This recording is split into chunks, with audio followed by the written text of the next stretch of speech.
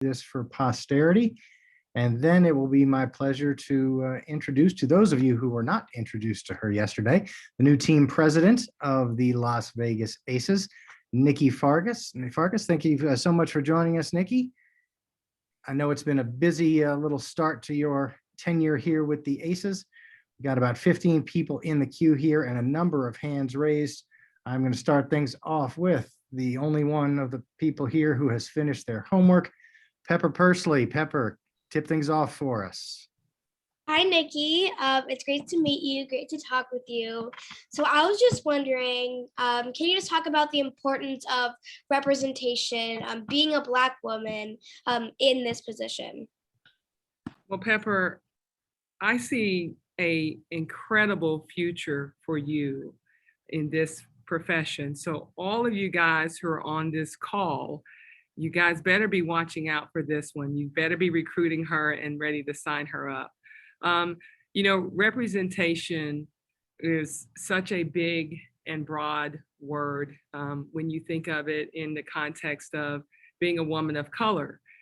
This league is comprised of over 70% of the women who play this game are of color. And one of the things that I've been very passionate about is not only advancing our game, but advancing women. And to be able to have this responsibility, to have this opportunity to be the president of the Las Vegas Aces, there's the business side of it. There's obviously the opportunity to go out and meet people, the engagement that you have with the community. You're going to wear a lot of different hats in a lot of different settings. And I think the more exposure that we have as women of color, I think the more opportunities that we present to the table, I think we're going to gain valuable access. And it's a game that's played within the game. And as a former journalist myself, I did do broadcasting before I got into coaching. To me, it's about telling the stories and the storytelling part of these young ladies that are in our league. It's about the branding of these young ladies, but it's also about the allies that you build along the way. I'm big on diversity, equity, and inclusion.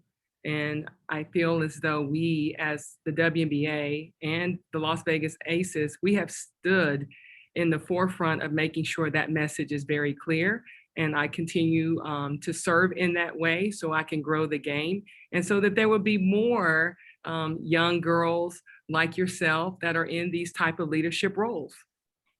Thank you so much. Just a reminder, folks, if you haven't met Nikki yet, please introduce yourself and also let her know what outlet you work for so she can get to know you guys. Let's go to Mark Anderson. Yeah, hi, Nikki. Mark Anderson with the Las Vegas Review-Journal. Hi, Mark. Hi. The players have talked for a long time about how professional this organization is. Now that you're seeing it from the inside, how have you seen that firsthand? Well, it is a very professional organization. I mean, when you look at the fact that we're coming and coming into a time where we have a chance to really make a difference and lead the WNBA and all of us collectively into 25 more great years and impeccable years as a league. And to be a part of that, it takes the vision of a Mark Davis, who really is a brilliant person who has a capacity to understand how to grow not only the Raiders brand, but also the Las Vegas brand.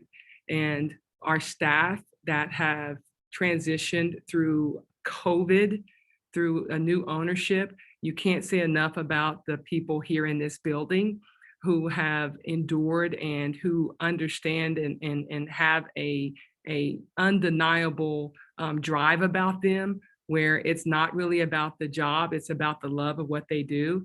And so when we're looking at us as a front office, we're going to continue to strive to be the best front office we can be by expanding our team and making sure that we're doing things to serve the organization, which ultimately will serve these players. in a way that they should be. They're professional. They're some of the best athletes in the world. They're world-class athletes, and we need to run our franchise like a world-class franchise. When you were observing the Aces from afar for the past 3 years and seeing the growth of the Aces, what were I guess your general takeaways at that time?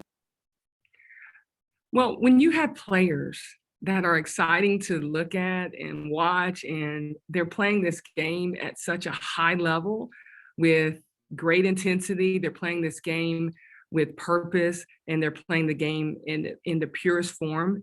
When you go back and think about how we played years and years and decades ago, this game being played by these ladies is pretty. I've always loved watching, because I've been able to watch them from when they were playing in junior high to high school, and I recruited a lot of them. I've scouted a lot of them. And just to see the revolution of their game and the revolution of women's basketball, taking it to different heights, where players like an Asia Wilson with her size, that wasn't a common player, back 20 years ago, that can do all that she can do. She can take the ball off the glass, she can start your break, and she can do all those things. So those players are a inspiration to so many, because they do so many exciting things on the court. So I was really excited about the roster. I'm really excited about the fan experience. When you think about Las Vegas, obviously there's a lot of things that come to mind, but the fans here really engaged and supported the Las Vegas Aces. And we're competing against a lot of different things in Las Vegas, but there are core, just genuine people who love women's basketball. And we're going to continue to push that brand where they feel connected to our team and to this league, where when you see on some of the billboards, you're going to see Asia, you're going to see Liz, you're going to see Chelsea, you're going to see them just as easily as you would see a Bruno Mars or an iconic entertainer like that, because this game is about entertainment. And these young ladies do a phenomenal job of showcasing that night in and night out. Great. Thank you, Nikki. Thank you. Anne Marie? Hi, Nikki. I'm Anne Marie Anderson, and I'm working for you. Hi, It's good Anne to see Marie. you. How are you? We have not announced that yet, Anne Marie. I don't think you're breaking Oh, news okay. here. Nikki, I'm Anne Marie Anderson. I've been play-by-play for the Aces for the last couple of years. And Jiggy, you don't know if I've done my homework or not. So just letting you know, it's already done. Perfect. Nikki, what drew you to this opportunity? What made you want to leave coaching and go into this position? Mark Davis. I had a chance to talk with we call them the 2Ks, but Kristen has been unbelievable in my onboarding process, but just really giving me a lay of the land of the WNBA. And so when Mark and I had a chance to talk and then obviously visit in person, I was also interviewing him just like he was interviewing me, because I'd been a part of a different landscape of advancing women in sports. I've done it through my camps. I've done it through speaking. I've done it through marketing. I've done it through fundraising. I've done it through coaching, because sometimes you realize that coaching is the last hat that you wear. And so I was just excited the fact that I was able to have this conversation with the first owner who purchased a WNBA franchise. And the one thing that he kept pushing was women deserve better. They deserve more. And his ability to move the needle, not only from a facility standpoint, I think that's amazing that we're going to have our own practice facility with offices, training rooms, but he understands by doing that, that also should help these players understand how important they are. So first off, he touched me in that way. The other thing that we talked about was, this league has a unbelievable following, and how do we be more innovative and creative in women's basketball being at the forefront as one of the best games to tune into and to attend. And so we talked about that. We talked about the fact that he too is, and when he decided to get into this this job description, if you will, of owning a team, he also talked about when he first talked to Hornbuckle and how they discussed women need to be paid more. And so, as you know, Anne Marie, we had to go overseas to really make any type of money. And now with the collective bargaining agreement, we're now really pushing for these young ladies to feel like they don't have to go overseas and have this long year and leave their families. And now they can stay here and they can train here. And then how do we expand their opportunities for their own financial wealth? And I think that's one of the things that really drew me to him, was that part of it, because I know that it's tough on these young ladies to have to go from a WNBA season and then right into playing overseas. And so if we can make our salaries, our benefits, all of those things competitive enough where they say, you know what, I'm going to stay here, then we can have them year round. That means that we can have a year-round presence, not only for them to be here with their families and friends, but we can have a year-round presence in the community where we're just not looked upon as just, oh, we're just visiting for the summer, that we're here to stay and we're going to be available to you year-round. And so he really pushed that. And then the other part that was so compelling is the Raiders Way, which is their alumni engagement. And I thought that was really key for us celebrating the 25th silver anniversary with the WNBA, and us bringing back all the alums who have worn a Utah and or a San Antonio jersey. We're going to celebrate them this year. We've identified, and Mark identified, 16 former players to be on our tickets.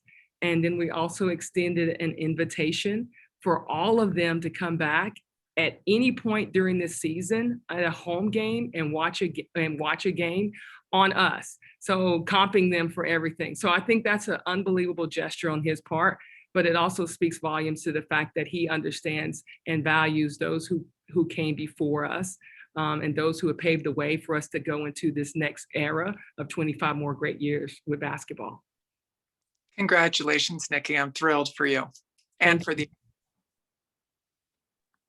So you all just heard Nikki reference and MD yesterday, Mark Davis, team owner, reference the two KBs. For those of you who don't know who that is, Karen Bryant, who was a longtime member of the Seattle Storm and also worked in the ABL, helped us in this transition over the past several months. And Kristen Bernert, who worked with Bill in Detroit, also a part of the league office, LA, and most recently in New York with the Liberty and MSG. So they were a huge help to us since the ownership transition took place. So those are the KBs. Let's go ahead and move along to Sue Faber. Hi, Nikki. How are you? Long time no see. Hi, Sue. How are you? Good. Great to see you. It's like, wow, the evolution of the Fargas. Just wondering, every team runs things a little differently. My question, what are your primary duties going to be in your new role? Like, are you going to interact with players? Are you going to be more in the office? What exactly is ACES team president going to be for you? ACES team president will always be first and foremost looking out and for the best interest of the organization and protecting the organization. I will be in the office. I will be spearheading and being involved in all aspects of our day-to-day operations. We will be developing an amazing team. We have a great team here, and we're going to continue to expand. So everything from partnerships to marketing, communications, John Maxwell does a great job for us. Christine has been amazing. We have Taylor in here with she actually wears a lot of different hats for us. And these guys have been just unbelievable. And, I think you always got to think about how do we expand our brand. And Mark is brilliant at doing those introductions and making sure that the Las Vegas Aces have nothing but the best, obviously with the facilities, his vision of potentially moving into the realm of, hey, what's next for us? What does that look like? We're going to continue to stay innovative. We're going to continue to keep up with the climate of the community here through our engagement, whether it's our programs that we have set forth, but we're going to be involved in the community. That's going to be something that I think we have to do. I love the fact that the relationship and the synergy that we can bring, having 3 major sports here, with the Las Vegas Aces being the only female sport. We can tap into a lot of resources there as well. So I'm excited to be able to do a lot of the things when you think about when you do take over head coaching positions, UCLA, LSU. I've been around Pat Summit. I mentioned that yesterday. I've been able to see a lot of how do you move the needle? How do you get more people in the stands? That's going to be key for us to have, in which we do have an unbelievable crew right now with our ticket sales. So just making sure that we stay ahead of the game and stay open to new ideas and innovative ideas that can help our game, not only just the Las Vegas Aces, but the WNBA as a whole. And then just a quick follow-up. I remember there's so many things I could ask you, and you just mentioned Pat, but let me go with this. I think that remembering the big donor party that we all went to on the top of the hill that one time, I think in 2010, it's the richest house I've ever been in my life. You alluded to the evolution of the game and watching some of these players that you maybe have recruited in the past. Is there anything that surprises you in how the game has evolved to where it was even like 11 years ago when we were standing in that house? Like, is there anything that surprised you that people that the players are doing now that you're going to be seeing every day, or is it just all kind of evolved like you thought it would? I mean, it evolves. Just it's almost like they're fashionable. They're it's the things that they're able to do off the court, I think, is really impressive. To be able to tap into the social media, Facebook, Instagram, to have a different medium to tell your story, to tell people who you are. I think more people are feeling connected 10, 12 years ago than they do now, because these young ladies are showcasing their beauty. They're showcasing more than just playing basketball. They're showcasing all the talents that they possess. And I love that. And I love that they have a platform to do that. Thanks so much. Welcome back to the West Side. Thank you, Sue. Mr. Ramirez.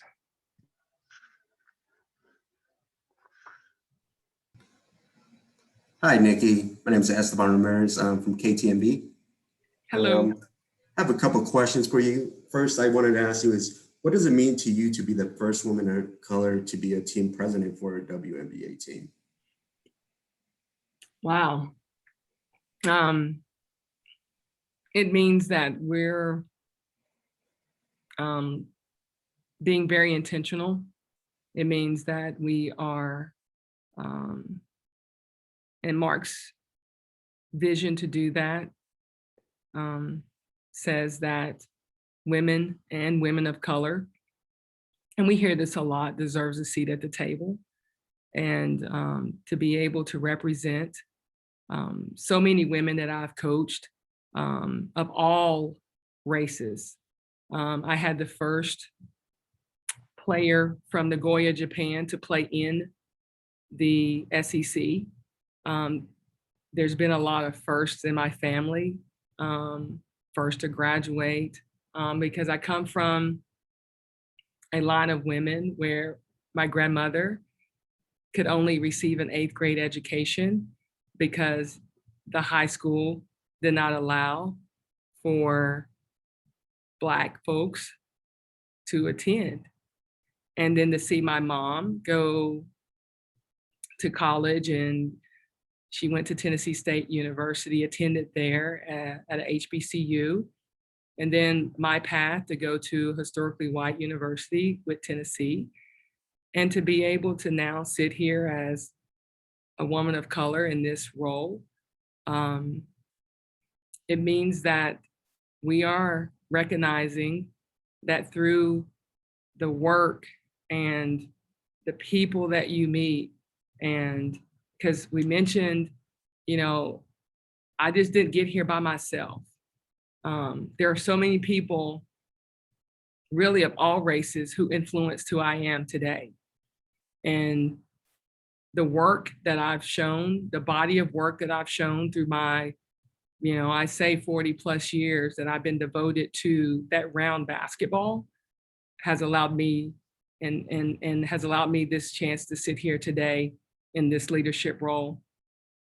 And it's one that I do not take lightly. And it's one that I hope that many more will be able to come through this pathway that has opened where we're not having to ask that question. I hope that we get to that day.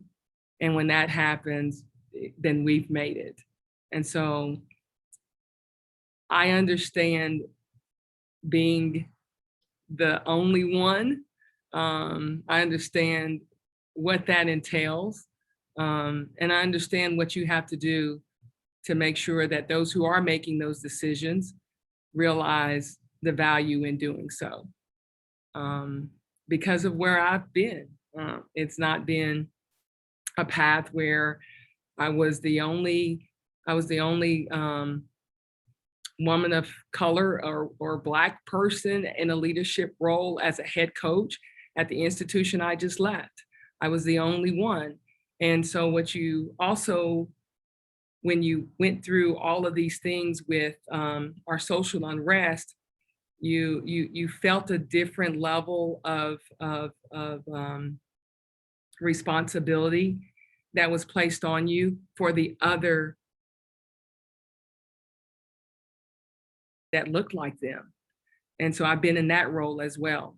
So it is very important for us to continue to create a balanced look, a balance. You know, we talk about balance all the time in life. We have to create balance where when you're in a room, it looks diverse. And that's what we got to focus in on as not only just as an organization here, but as a society. This is not just a women's basketball first. It's a lot of other firsts that are out there that's just like me. And then just my second question was, how excited are you to be in Las Vegas and get to be a part of the ACES organization? Oh, I walked into the gym, you know, I'm in the COVID protocol and everything. So I got cleared. And the first person who came and gave me a big old bear hug was Asia Wilson. And so I'm really excited that I'm part of an organization where these young ladies, I've seen them since they were, well, they've never been that short, but I've sat in Asia's home. I've had to figure out how to guard when I was coaching Slocum. I followed Liz's career. I tried to sign Kelsey Plum when I was over at UCLA. I mean, there's just so many stories that we can tell for my 24 years in coaching and recruiting and scouting and all those things. So it's really neat to be able to see them be the woman that they are today. And so that's pretty special to me as well. When you join the ACES, I have followed Bill Lambier's career when he was a bad boy and the Detroit Pistons, and I've watched all of those games. I you know, Philadelphia 76ers, you know, the whole nine, all of those games are what I grew up on. And to be able to have a head coach like Bill, who has devoted 20 plus years in advancing this league, that's pretty special too. And so to be able to join an organization like this was really a no-brainer for me. It's a winning organization. It's a winning culture here that is built on being truthful in your space that you live in and being honest enough to say, hey, I'm gonna hold you accountable, but also having the willingness and the courage to go after greatness And that's what we're going to be seeking is greatness here at this organization. Thanks a lot, Nikki. Thank you. Nick Hamilton. Hey, Nikki, Nick Hamilton, Nightcast Media. Congratulations on the position. Thank you, Nick. Wanted to ask you, being in a position of leadership and obviously being a Black woman in that position, I spoke with Asia, I spoke with Angel about this, and I wanted to get your thoughts as far as what the WNBA has done, pretty much been catapulted the movement for social justice and racial inequality and things of that nature. Are there any plans for this organization to continue that plight as far as making sure that you bring that awareness to the forefront, especially all that continues to go on in our communities that we're constantly seeing on the news on a daily basis? No, it definitely is.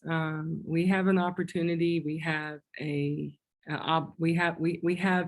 fundamental duty to make sure that people are treated with dignity and respect, no matter what your color, no religion, preference is. You treat people the way you want to be treated.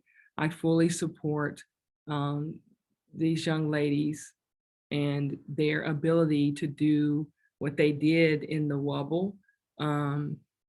That's historical. But they did it unified. They did it with grace and poise. And they also showed the power of their voice.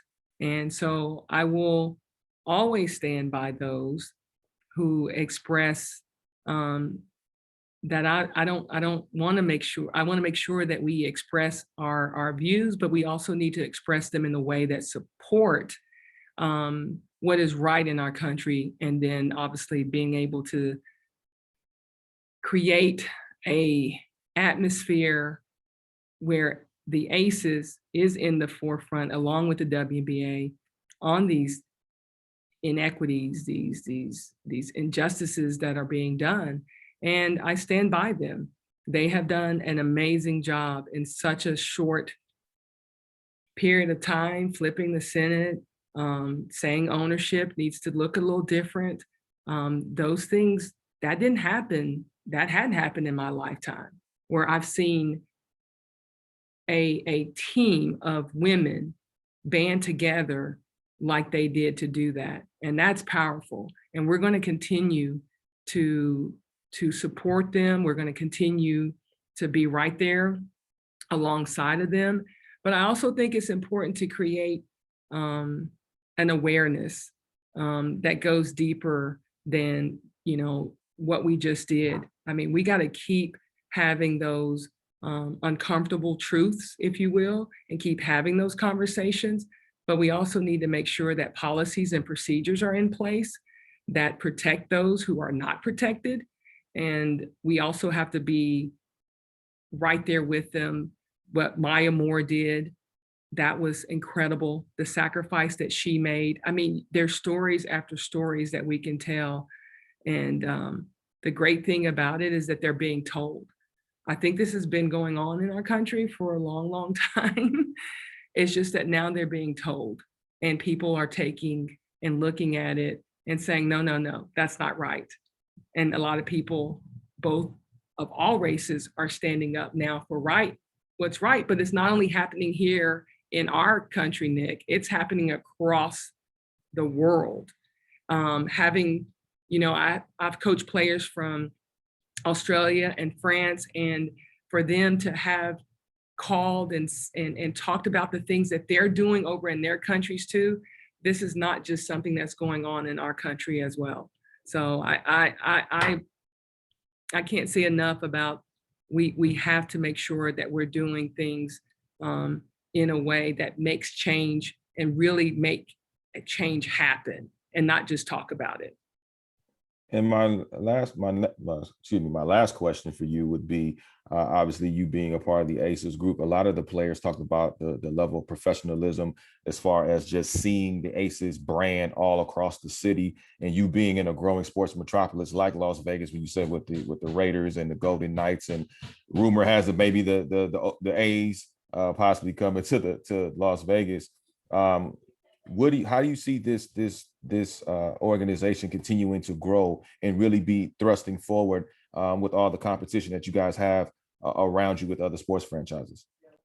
Well, to me, there's different fans for different sports, but I think we got to also tap into the fact that we have an NFL team here that has daughters. One of the big pushes that we can make as far as ticket sales is dads and daughters. You're seeing a big push with the fathers in the NBA, NFL that are wanting their daughters. They're taking them to games. They're exposing them to life in as a woman playing sports. And I think that's an unbelievable market for us to tap into and continue to tap into. And then you still have the single parents. I mean, I'm from a single parent home, and what access do I have to see a Aces game? What access would I have? And so it's not just about them coming to us. We have got to come to them too. We've got to also create a place, which with us building our practice facility, there's going to be opportunities for us to engage the grassroots community, our youth, in a way that we've never been able to. And so then once you start at that early age, then they become fans for life. They want to be invested in women's basketball, and they want to say, hey, I'm a high school player. I know about the Aces, and you start then. And I've been a fan because my mom exposed me to it. And I think that's a word that we have to continue to do, is expose our youth, expose them at an early age, and also give them access. I know we're living in the world of COVID right now, but once you start bringing those fans in there, and then the corporate and the sponsorships, wow, look what they're doing. I want to be a part of that too. We got to tie in the business side of this as well, while engaging our fans and creating an in-game experience that they're going to say, wow, Mom, I got to go back, or I'm telling my best friend about this. And we got to create that as well, because one of the things that we do well here, and we will continue to do well, is that we entertain. These young ladies are entertaining to watch. We're playing at Mandalay Bay, which is an unbelievable arena for us, Mick Ultra. I like the fact that we are in this environment. We also have to tap into those who travel here.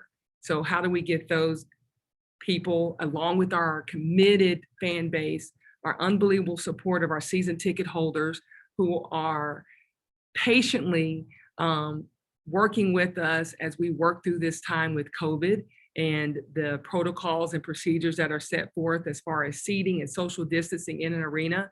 But there's going to come a day where we're all going to be back together. And I think you're going to see a mixture of not only your professional athletes who love watching women's basketball and who will be here at these games, but I think you're going to see the little kid, the little girl, the little boy who says, I want to grow up and be like Asia. We've got time for two more. Cheryl, we'll go to you next, and then Dorothy, we'll close it out with you. Hi, Nikki. Cheryl Coward from Hoop Feed. Hi, Cheryl. Congratulations. Hi, congratulations on your new job. Last time I saw you was actually in Las Vegas at the South Point Shootout. Mm-hmm. So you mentioned briefly some of your work off the court with your involvement in charitable and business partnerships over the years and with the teams you coach. Is this kind of like a full circle moment for you personally, honing the skills that you develop, mingling with business leaders and wealthy foundations? And what do you see as bringing those skills into your new job? I always credit, my mom is someone who has a spirit about her where there's not a stranger that she's ever met. And I'm really big on relationships, and I think those relationships need to be established at every level. Not just the levels that generate revenue for us, obviously our sponsorship and ticket sales. We're going to definitely have to nurture those and be strategic in how we engage and activate those. But I think also our partnerships have got to be with the community as well. And that's an area, when we've got to be creative. So We can't necessarily have the contact, but how do we have the content? And by being able to tell who we are, what we represent, where this organization is going to be key in all the different channels we're able to broadcast that, whether it's our television talent, whether it's our social media talent, whether it's print.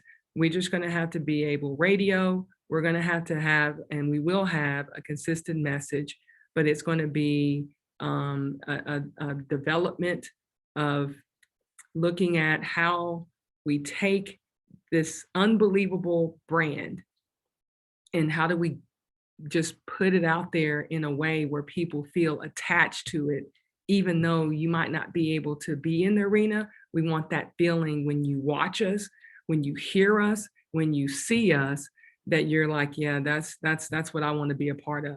And I think that's one big part of why I'm here too. I think there's a lot of other reasons why I'm here, but to be able to be that connector with the corporate, with the community, with the different media outlets that we have, we can all bring that together and make the ACES brand as big and as strong as we need to, which will also help the overall league, I believe.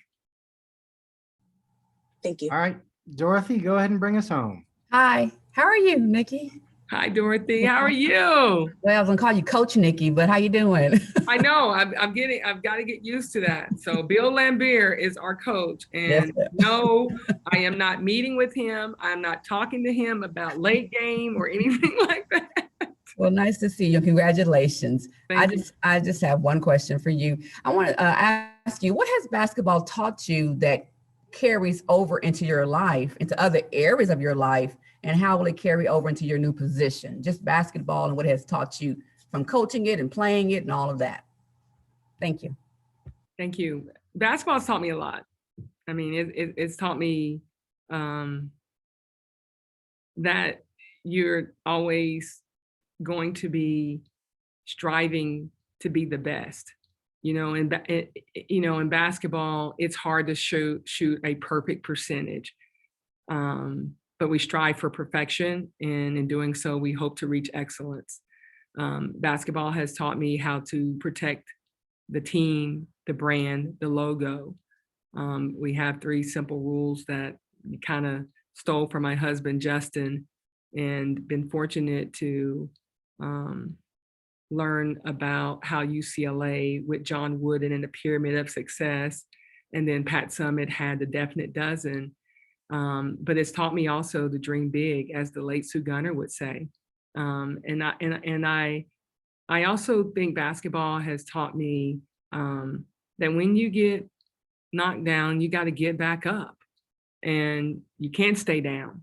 You got to continue to find that motivation where it's not for someone else to start your engine, it's for you to have started your own. It's taught me how to be a competitor who gracefully understands and will not fear failure. It's taught me how to celebrate those who came before me. And so I'm so glad that we're honoring and dedicating and celebrating the 25th anniversary of the WNBA, because when I graduated from college, we didn't have the WNBA, and you had to go overseas. And so to be a witness of that evolution, basketball has taught me that anything is possible. Look at where I am today.